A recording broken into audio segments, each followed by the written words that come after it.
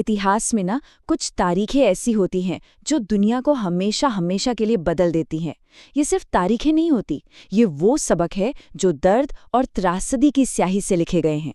और आज हम एक ऐसी ही रात की कहानी में गहरे उतरेंगे। भोपाल, भारत, 2 दिसंबर 1984।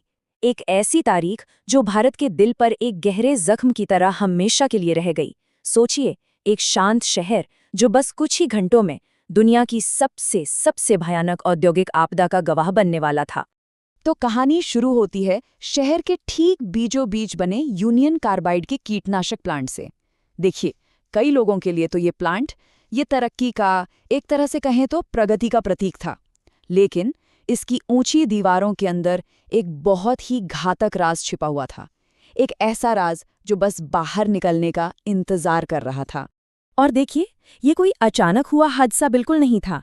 नहीं, ये नतीजा था जानबूझकर लिए गए कुछ फैसलों का, पैसे बचाने के लिए किए गए उपायों का। एक एक करके सारे जरूरी सेफ्टी सिस्टम्स को बंद कर दिया गया था। पहले गैस स्क्रबर, फिर फ्लैट आवर और फिर रेफ्रिजरेशन यूनिट भी। खतरा हर गुजरते दिन के साथ बढ़ रहा था। इस पूरी तबाही के केंद्र में था एक केमिकल, मिथाइल आइसोसाइनेट, शॉर्ट में कहें तो MIC। अब ये कीटनाशक बनाने के लिए तो बहुत जरूरी था, लेकिन इंसानों के लिए ये बेहद जहरीला था। लेकिन ये कितना घातक हो सकता है, इसका असली अंदाजा उस रात से पहले शायद ही किसी को था। चलिए, अब चलते हैं उस रात में। 2 दिसंबर की रात भोपाल में सब कुछ बिल्कुल सामान्य था, एक आम शाम की तरह। परिवार साथ में खाना खा रहे थे, बच्चे अपने बिस्तरों में सो रहे थे, और कोई भी इस बात से अनजान था कि कुछ ही देर में कैसा खौफ उन पर टूटने वाला है। और फिर प्लांट के अंदर टैंक नंबर E610 में पानी चला गया। बस इसी एक छोटी सी लगने वाली तकनीकी गलती ने टैंक के अंदर एक ऐसा चेन रिएक्शन शुरू कर दिया जिसे अब रोकना नामुमकिन था। टैंक के अंदर का दबाव बहुत तेजी से बढ़ने लगा। और फिर वो हुआ जिसका डर था। लगभग 40 टन जहरीली मिथाइल आइसोसाइनेट गैस हवा में घुल गई। ये मौत का एक विशाल और अदृश्य बादल था। वो जहरीला बादल बड़ी खामोशी से पूरे सोते हुए शहर पर चादर की तरह फैल गया। लोग अपने ही घरों में कैद हो गए थे। हवा में सिर्फ जहर था। हर एक सांस मौत को बुलावा देने जैसी थी। सरकारी आंकड़े कहते हैं कि उस रात 3,787 लोगों की तुरंत मौत हो गई, लेकिन सच तो ये है कि असली संख्या इससे कहीं ज्यादा मानी जाती है। और उन लाखों लोगों का क्या, जिनके लिए वो रात कभी खत्म ही नहीं हुई, जो आज भी उस जहर से हुई बीमारियों और तकलीफों के साथ जी रहे हैं। उस खौफनाक रात के गुजर जाने के बाद एक और लड़ाई शुरू हुई, न्याय के लिए लड़ाई। एक लंबी, बहुत दर्दनाक और उलझी हुई कानूनी लड़ाई। ये लड़ाई थी जवाबदेही की। कानूनी लड़ाई की शुरुआत में ही एक बात साफ होने लगी थी।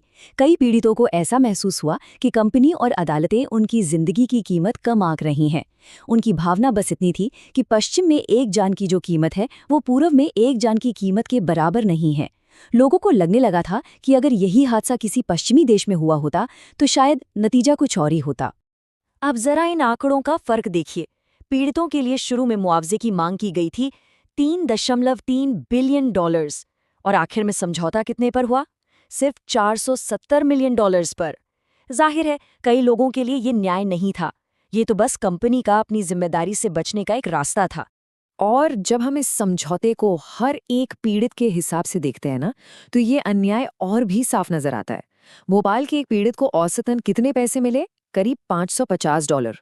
और इसकी तुलना करिए उसी दौर में अमेरिका में एस्बेस्टस से जुड़े एक मामले में मिलने वाले औसत मुआवजे से, जो था $60,000। $550 और $60,000, फर्क साफ है। ये पूरे कानूनी प्रक्रिया बहुत लंबी और बहुत ही निराशाजनक थी।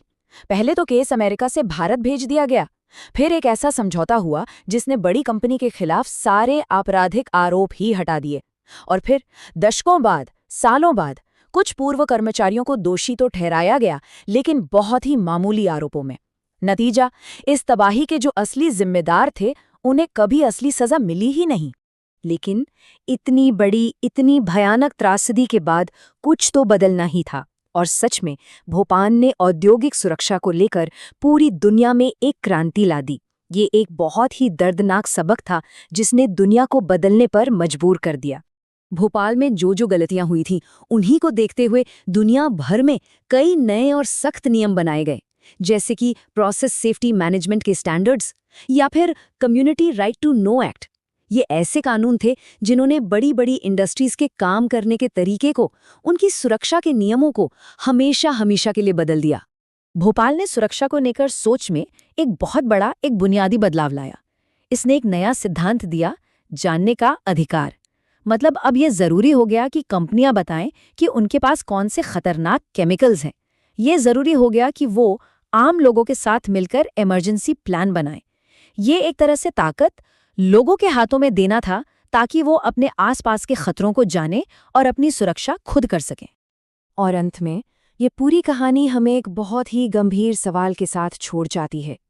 भोपाल हमें हमेशा याद दिलाता है कि तरक्की की महत्वाकांक्षा और इंसानी जिंदगी की सुरक्षा के बीच एक बहुत ही नाजुक संतुलन होता है, और यह हमें सोचने पर मजबूर करता है कि क्या तरक्की की कीमत हमेशा इंसानी जानों को ही चुकानी पड़ेगी।